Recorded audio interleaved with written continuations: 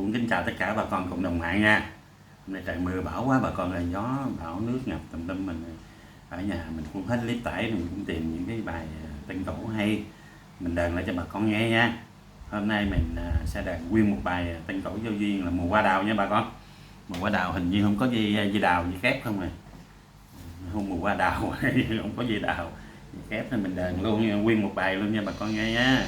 Hay dở gì bà con cũng điện chơi tội nghiệp mình nha.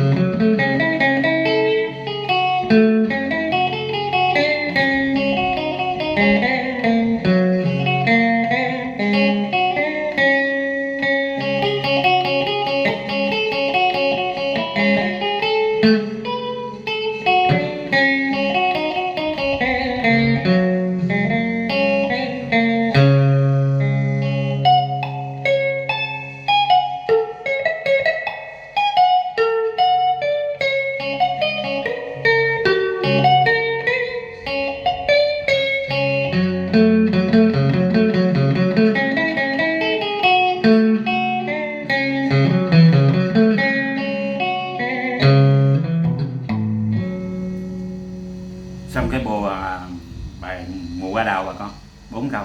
Giờ mình dặm vô một bản lý nữa cái mình ao nha bà con.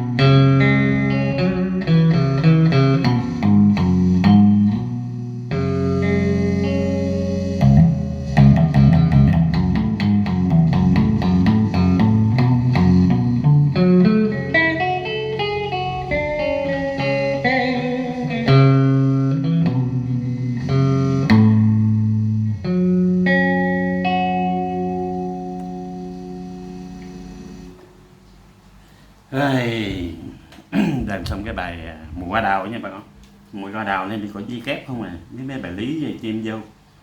Cái bài lý kế bên cái mình cũng không nhớ, mình cũng kim bài lý vô, mình để mình đàn cho đủ 4 cái dụng cụ là Mùa Hoa Đào nha bà con.